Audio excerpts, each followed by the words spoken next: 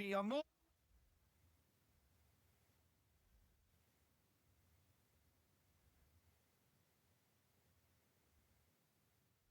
That's the classic intro. Love it. Welcome, everyone, to the Money Matrix podcast, where smart money finds a smarter way. Good morning, Vietnam, first and foremost. I'm Meyer Delau, Ronan Fishman. and we have our resident guest here today. My name is Frances Fishman. We're really curious about your journey.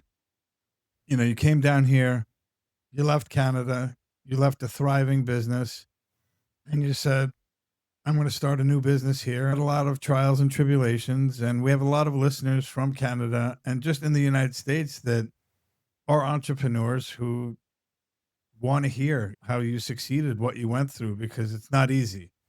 But yet, when success happens, it's great. It's a great feeling. So Frances is my wife, and I'm also her dependent on the visa status.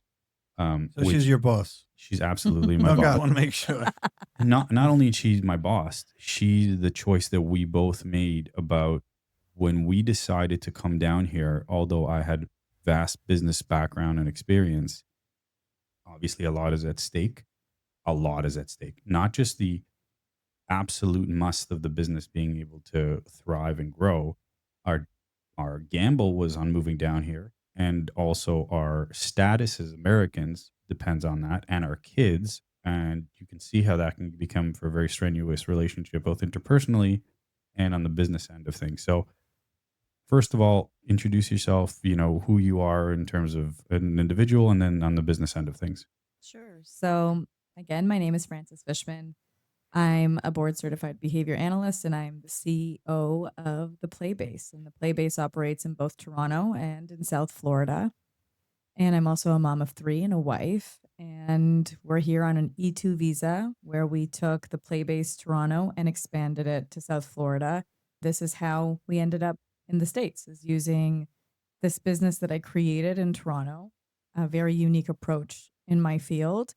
When I consulted at a school in Toronto, I learned about mindfulness in a really beautiful way and implemented a program that then led me to learn about the nervous system and how all of these things impact behavior. And so, from my experience working directly with children, working with families, working with teachers, working in schools and classrooms over the years, I picked up a lot of information about how behavior doesn't fall always in this black and white of the science of ABA. And so, what I trained my therapists and what I added into this ABA realm is also understanding the nervous system and how the nervous system impacts your behavior. Because some behavior is not learned, some behavior is automatic. When I'm so angry, so scared, so dysregulated, so sad, I can't control my behavior. And what we've done over time is we've tried to condition, or we've tried to teach, or we've tried to punish behavior that actually is not conscious behavior. So we train a lot about understanding not just the science of ABA, but also understanding the humanity of the person receiving the service and seeing them and feeling them in a different way. I mean, you have to learn each kid, adult, child, whoever it is, on an intimate level to understand what makes them tick. But then this is so in depth and takes so much of you, and then you have to run a business on top of it. Yeah. So that's really hard. It is. However, when I get to do the direct work, the way it fills my soul is not depleting. It actually energizes me. When I get to see my therapist in action, or I get to work directly with a child, or I get to go to a school and I get to do direct consultation and see what happens with what I've learned and see the change, that fills me up. Are most of your clients children? Is that Yes, children in schools and parents who have children who have needs. So we so you consult teach directly. the parents how to cope And with teach. it? Yes. So tell me about the journey of, was it I want to create the play base and create that, and then because of that we're moving, or we're moving, we have to create the play base in Florida? Was it one or the other, or both? Originally, when Ronan came to me with the idea of moving to Florida, I said no because I didn't want to leave my family and I didn't want to sabotage my business. I built a business, I built a reputation, I'm helping these families. How could I abandon these people? And so I said, no, I can't. I can't leave everything and everyone. I can't do that. A few years into COVID in Toronto, I was open to the idea of exploring, but I didn't know what that would mean. And then when they told us, Ronan's like, look, what is a business we could buy? And they're like, oh, there's a really great business, and that's, a school for autistic children. I want to clarify that one a little bit. So that's accurate. When we were exploring the path of which visa we were going to look at, there's multiple options. Francis's accreditation experience was one of these in need. One of the options would have been what's called a TN visa. But with a TN visa, the time frame is about 2 years, and that means that I would be ineligible to receive a social security number and work. So we looked at other businesses, and you had to make a minimum sort of investment in the country, and that fast tracked you into the business as long as you had X number of employees. And that was the E2 visa. That was a path of least resistance. E2 visas are good for myself and Francis. I'm a dependent to her. In order for me to work something outside of, like, I work in the play base as well as a consultant. For me to work outside of that, I need to get a work authorization. So right off the hop, that gave us access and to be able to earn money in the United States. But our kids essentially don't have any sort of status. They're legal aliens under us. So when they offered us a bunch of these businesses, we looked at all the options. And some way I kind of coined the term throwaway businesses, where you just bought it just to get the visa. And it was anywhere from an ice cream shop to a few other things. So I looked at it and I'm like, these numbers don't work. We're basically buying our way into a business, whether we know it's going to succeed or not. So I remember speaking to the broker saying, what are the most successful businesses that are not just the path to a green card, but also, or to an E2 visa, but rather a business that works? They said the most niche one. I go, give me an example. They said, well, we have an autism center that we're selling. And I said, okay, thank you very much. Click, we can do this. So, question: does the business have to be profitable in order for you to get your visa? We had to prove that it's profitable. We had to prove its growth over time. Prove mean did you have to actually show tax returns? So in order for a green card application, which again is under my wife, we're doing what's an executive transfer. How many people are you employing at the moment? 32.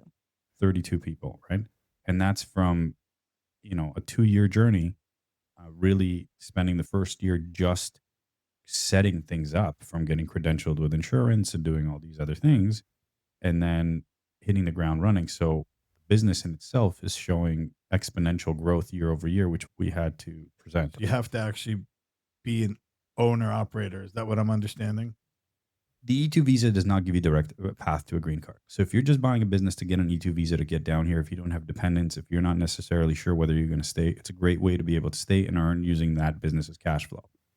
But it does not give you a direct path towards a green card. It's a completely different application, and you have to show that the business needs you. Francis runs a successful shop in Canada and a much more successful shop in Florida. And it's going to be scaled. I'm sure we'll talk about it throughout many states, throughout the United States, with the total vision and business model of how we're going to build things. I'm a consultant on the outside of things, but Francis runs everything in the operation, including the vision. But if you don't show that the United States needs you in order to sustain, grow, and employ and profit, you have no path directly using just one of these ice cream shops or whatever other business you decide to get so into. you have to create a value for yourself. Correct. And the country has to say, hey, we need more Francis type of people in here. So of the 32 people, how many are actually therapists? 29. Wow. So to find quality, I mean, just from my experience here, being an owner of a business, it's very hard to find quality people. And it took us a long time. My underwriters are homegrown. My staff has been with me for 10, 15 years, some of them, because you can't find quality people. And to get 29 therapists and then for them to buy into your vision, because I'm sure a lot of them were not brand new. They had experience. So Mhm. they come with their own set of rose-colored glasses, if you will, and their own practices that now you have to say, hey, forget what you learned. This is my complete approach. So how do you do that and at the same time run a business? It So I am not always successful in that. I have been burned a few times. happens to everybody. Yeah. But it's interesting because when I myself interview somebody, and sometimes my admin, Susanna, who's absolutely incredible, when she interviews, sometimes she's like, "Oh, I want you to speak to Frances because I want you to hear what she has to say." But when I share my why, when I share what I do and how it's different, 90% of the time, okay, 99% of the time, I have somebody on the other end being like, wow, I didn't know that was possible. So I think to buy into the method, especially if you have years of experience, is easier. But I have to determine if I think you can implement the method. I have to determine if I think you'd be a good match for my clients. And that's kind of the game I play. They're ruthless. They pay people in a way that I don't understand. Like the math doesn't math for Yeah, me. 100%. When they're like, "Oh, I get paid, as a BCBA, I get paid $95 an hour and I've been a BCBA for 3 months." Yeah, I know just from what it's very weird. But you said something very important because as an entrepreneur, your why is so important. I was introduced to a psychologist. She's a behavior analyst and a psychologist who took me on and trained me in a very naturalistic, play-based approach to ABA. And I worked with her for about 7 years. And in that time, I did my master's in developmental psychology and education and met people in my field and was confused about how their work looked and sounded very different from mine. Well, that's the most important thing, I think. Anything I do is completely based on a connection with the client. And yes, we provide a service. Yes, we have to provide fair rates and good programs, etc. But 90% of my conversation and my interactions with our clients, that's when I say mine, our company, is that relationship, is that connection. And it's 10% based on the rate and everything else. It's that connection. It's that knowing that we're here, we're going to carry you forward. And that's so important because so many people don't connect and they just look at it as first in, first out. Let's go boom, boom, boom. Let's get one to the next and the bill and bill and bill. And there's definitely a point where you could get to a point where you're not profitable because that connection overtakes the actual need to make money. So I'm sure you've gotten through that, and I'm sure you've been through that. I actually have a real live example of how this played out in practice. And just to give you context onto my wife, because she probably won't be able to say, but when we looked at our financials, when we came down to Florida, you have to go through financials, you have to prove the viability of the company, you have to do a bunch of other things. Like I'm talking paperwork stacked all the way up to the ceiling. So when we went through the financials on the Canadian side, Frances was able to beautifully scale her business from her to how many therapists did you have in Canada when we left? 10, 12, Yeah. something like that. Literally collapsed overnight because it wasn't deemed essential because of COVID, which is what lit the fuse for her to also start thinking and me going, okay, let's do this. But we're going through the financials and realizing that Frances's company, although top line revenue is growing at like 100 and 120% year over year, bottom line is losing money. So I asked her, I said, what's going on? And then she kind of breaks down and tells me we had multiple individuals that weren't able to pay and I couldn't cut them off of their service. She kept that from me and ended up moving funds. And I swear to you, no word of a lie, she took funds from our kids' savings account to move money from place to place because she refused to discontinue the service from these individuals, because you're still paying for the staff member to service, right? You're still paying for somebody to do that. So thank God, as a family, we didn't need for that. So it didn't impact our bottom line. But what I said to Frances is that making this journey down here, hey, we cannot do that. And I said, what you're trying to do is very noble, is incredible. That's a special person. But what I did say to her is that if you want to save the environment and you want to plant a lot of trees, you have to make enough money to be able to subside that. like when subsidize that. When you can do that, I have no problems, no issues with that. But we can't work at that because right now, baby, everything is on you, right?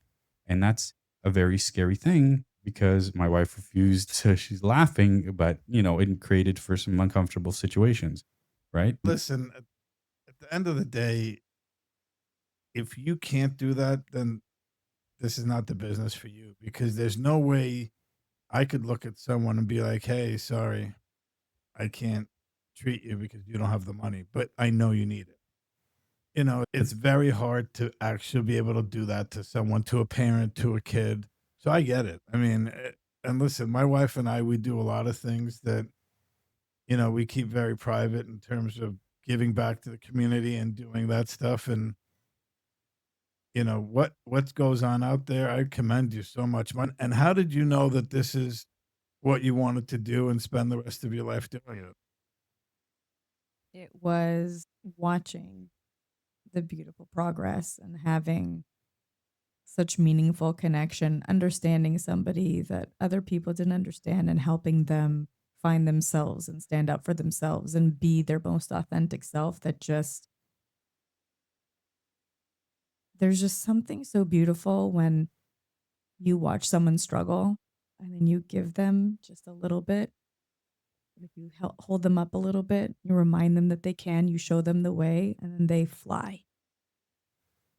You know, it's hard because do you see marked improvement every time, or it's little bit, or so like I'm a person that I need to see results, right? I need to see, okay, I went from point A to point B, point C to point D. And when I don't see it, I beat myself up about it. And I'm so hard on myself and so hard on the people around me, because that's the way I envision success, right? Is marked improvement where it's noticeable, markable, and you can measure it. Mhm. In this, it's not that way. So it is, because we conduct assessments, we define goals, and then we make them measurable. And then we watch the growth through our data collection. So we can see, and we know what the goals are. Are addressed with the parent, with the Mhm. student sometime, and the therapist. So Yes. it's The a school sometimes too. multi-pronged Yep. approach, right? So this is the goal, and we all agree on it, and then we Mhm. work to get that. So you can see, based on each individual session, some improvement, some growth, some change. Yeah. Like sometimes I'll go in, and one of the goals is for a child to initiate a social interaction with somebody else. And we'll go and watch them on the playground, and they'll go and tap somebody and offer something. And inside, what I'm That's like a feeling is home run. That's a like, home run. and it's like, to somebody who's not aware, nothing is really happening. Yeah. But to me, that is like victory. Like that Yeah, is so for sure. beautiful. Like, look at this moment. And so what we get to do is we get to capture through intense observation, supervision, and analysis. We get to capture all those tiny moments, like from potty training, those kinds of things we do as well, to somebody saying, I need a break, instead of breaking something or knocking somebody out, or somebody advocating, or somebody just using any skill that we're teaching them independently. That simple as going to offer something and being social. Mhm. It's so, listen, for me, I'm not that person. People think, oh, I can go. You can put him anywhere. He'll talk to I 500 know. people in a matter of 5 minutes. Me, I'm not that person. So it's Neither am I. very hard for me to do that, to go out and initiate conversation with people I don't know, because I'm not generally that person. Sometimes I have to be for what I do, but in general, I'm not that person. So I can relate to that so much, because where most people would look at that and be like, yeah, that's nothing. But to that person, that was everything. Yeah. How is your approach different from the traditional approach? And do you think that's why your business has grown so rapidly? The method is, if I want you to learn something, I want you to experience it. I want it to be meaningful for you. Now, I can't teach everything through experience. I'm not going to teach a child what a lion is through experience necessarily, unless I bring them to the zoo. That might be through video or pictures. Like, not everything is done, Some things we can't learn through experience, but we play. We teach them the way children learn naturally. And some kids need to learn to play in different ways and expand. And the idea is that the method of DTT has been so rigid, Right. but we use an approach that we call compassionate because we put the individual first. So we train in a play-based, naturalistic, child-led, but adult-guided way, which means I understand what you're interested in. I know what you're motivated by. I see what you like, and I'm going to try to use those things to teach you.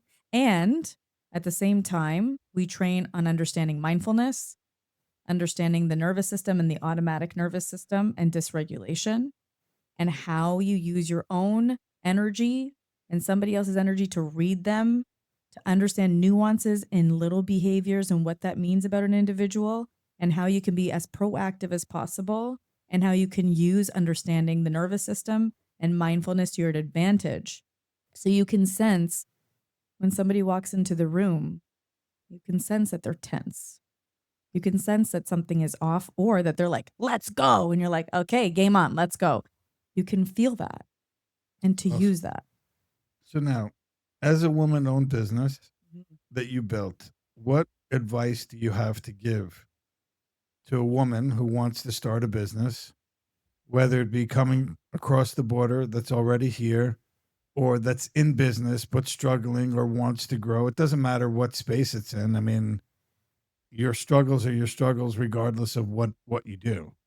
To circle back to Myra's question, being a wife, a mother, a female, starting a business has its own set of challenges. Yeah. You're clearly very passionate and knowledgeable in what you do and been able to scale beautifully.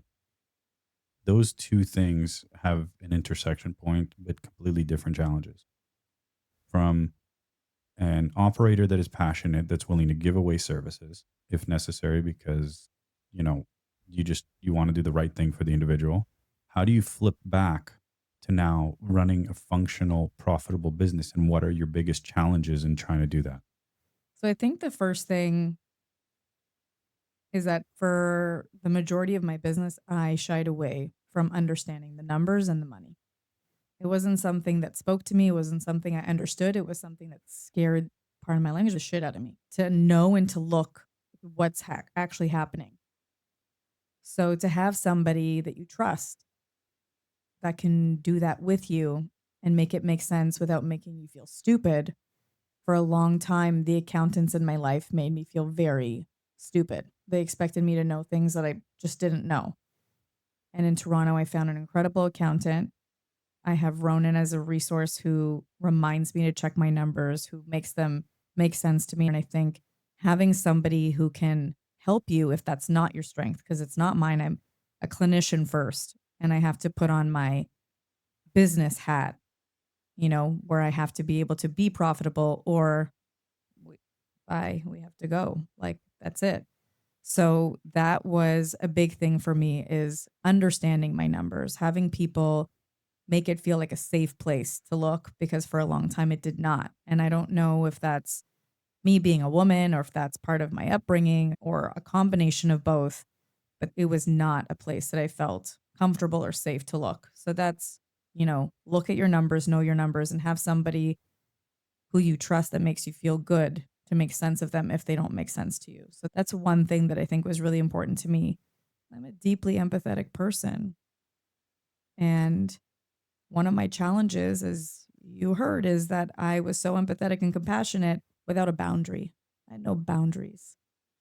And so, when I'm reaching into my kid's savings account, that I'm failing as a mom in order to support somebody else, that I can't turn that off, having Boundaries. with your compassion. And it's one of the lines I kind of came up with over this past year is, we are compassionate at the play base with boundaries. And parents need to be compassionate with boundaries. Like I say to a family, like, I understand your child is traumatized, but that doesn't mean they can literally beat you up. That's not okay. Yeah. We can teach them a different way. Like, you can be compassionate with a boundary. If I didn't have, my Jamie in Toronto and my Susanna here, and if I didn't have these people who are absolutely not just good at what they do, but they're so aligned with the vision and so passionate about it that this is like, they're in. If I didn't have that, Yeah, it's very hard. yeah. How different is the landscape in Canada when it comes to this sort of support and funding, and in the United States? In South Florida, if you have a diagnosis of autism and you have insurance, insurance will cover ABA so long as you can prove that it's effective. And most people have insurance. There's also Medicaid, and there's lots of different options. So it's so much more available to people here. Now, my problem with it is that you need to have an autism diagnosis, where I really think this field can help merely any child with behavioral, developmental, and neurodiverse needs. They don't need to have an autism diagnosis, but that's the way the world works right now. But it is a lot more accessible here than it is there. And I think where the world is financially in Ontario and Canada versus the way things are here, if you don't have the insurance or your child doesn't have the diagnosis, people in South Florida are either more able to or more willing to spend money on services. Whereas in Toronto, I find it's harder for families. And I think that there's an energy of like scarcity. I have to be really mindful of where I'm spending my money, which I totally understand. I lived there for a long time. So, final question for you. I can't ask any more questions. What would you give your final piece of advice for someone who's in business or starting a business that you think is the most impactful thing from your experience, just from your life, that would help them? He's got the same question. I got two, but yes, that's exactly the question I want to know. The first thing I would say is you have to love your business, because you're going to spend so much time in it. It has to be so meaningful to you, because it's going to deplete you if it's not. If your why, if your passion isn't strong enough, it's incredibly taxing. But if you love it so much, it'll replenish you anyways. So I would say the first thing is make it something that's really meaningful to you and to your life purpose and to your vision and to what you deem as incredibly important. And like your gift, what is your gift and how can you help the world with what your gift is? I think that would be my first thing. Oh, It's for incredibly sure. taxing. So I For guess the sure, next thing is 100%. to have a support network. You know, like the only reason I have the play base is because of Ronan. He's literally the only reason. He was the one who pushed me. He was the one who said, start your business. You know, a way that feels better for you. I got you. And so the only way I can do this is because he has my back, more than my back. He literally will hold me up when I'm crumbling. Like I screwed it all up. I don't know what I'm doing. Yes, you do. Have a support network that's got you. That's great advice. Serious. That's awesome, because I think, for me and my business and what we've built here, my wife and I, from the ground up, from zero. Yeah. When we bought this license, it was just a shell license with one state, and that's it.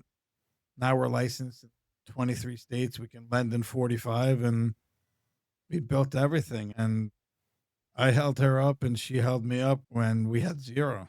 Yeah. So that's awesome. Thank you so much. I know you have more questions. The quickest one is, if you had a chance to put up a billboard that spoke out to the world, what would it say? Oh my God, it would say so many things. It can be a sentence, it could be a word, it could be... Never lose faith. Thank you so much. Thank I you. appreciate it. It was a pleasure.